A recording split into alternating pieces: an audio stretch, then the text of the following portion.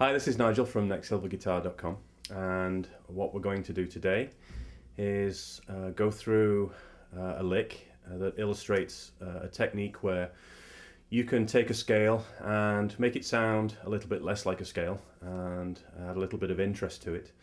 I'm going to be playing in B minor, or some will call it D major or E Dorian. But you can put it in any scale, anywhere on the fretboard, and it's just a technical thing that you can play with on your own. So without more of me rabbiting on, let's go straight to it.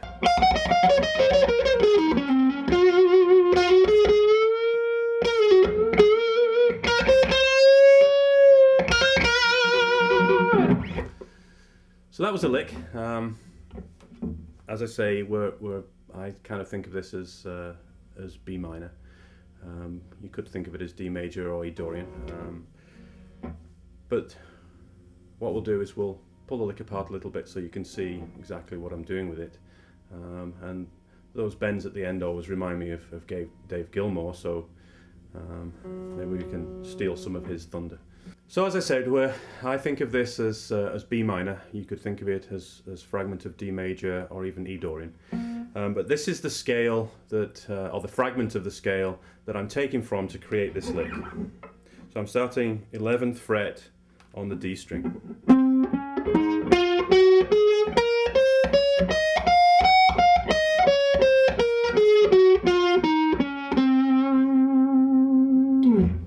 So we're starting here on the 14th fret of the high E string, and then we're hammering on 15th fret, and then dropping down to the 12th fret on the E string, and then hammering back on to the 14th fret of the E string. So it sounds like this. So what we're doing is we're taking the scale and we're starting in a slightly odd position, and then what we can do is move up and down in twos, so we can go onto the B string and do the same thing.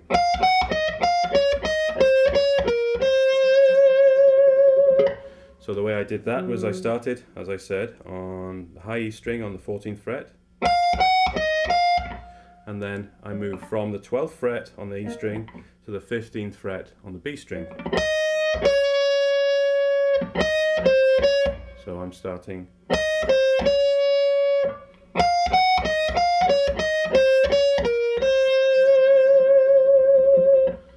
Okay, now you have to remember this is something that you can do in any scale, move up and down in those in that pattern, and it's less like a scale and it's more like some kind of lick. It's not something that's peculiar to this lick. It's not something that just belongs here. You can play any scale, be they major, minors, whatever you like, and you can move around up and down in twos, and you can play them that way anywhere on the fretboard. So it's more of a technical thing and less of something that's, as I say, peculiar to this lick. So I'll play that again once more for you.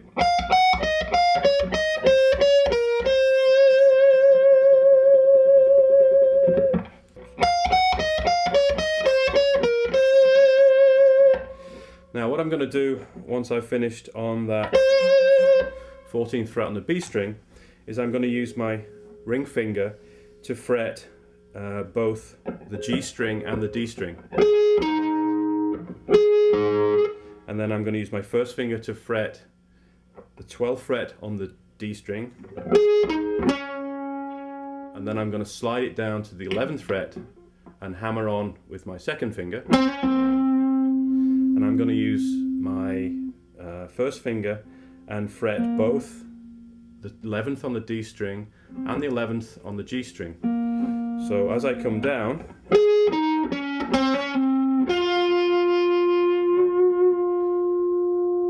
I'm fretting the 11th fret on the G string, and then I can slide back up.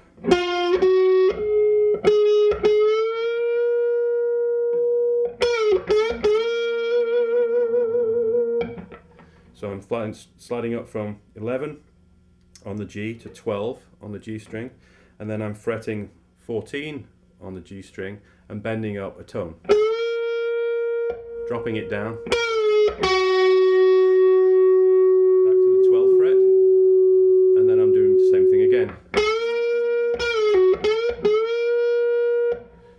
got 2 bends there.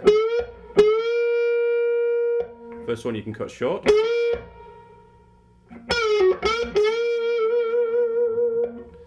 And then what we're doing is, once we've finished that bend on the 12th fret on the G string, I can fret the 12th fret on the B string.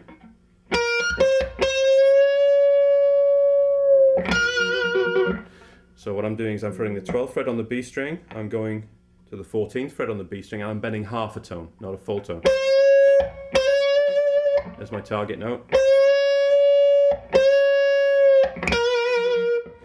So I'll play the whole thing again nice and slowly. Hopefully it makes sense to you.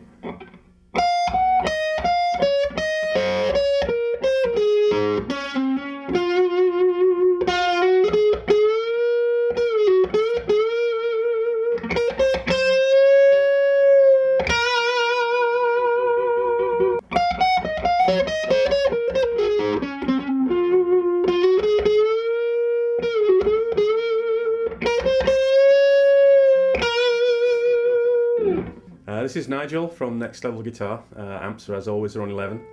And just remember that one of the things that you can do with this lick is you can move it around in key, move it around on the fretboard.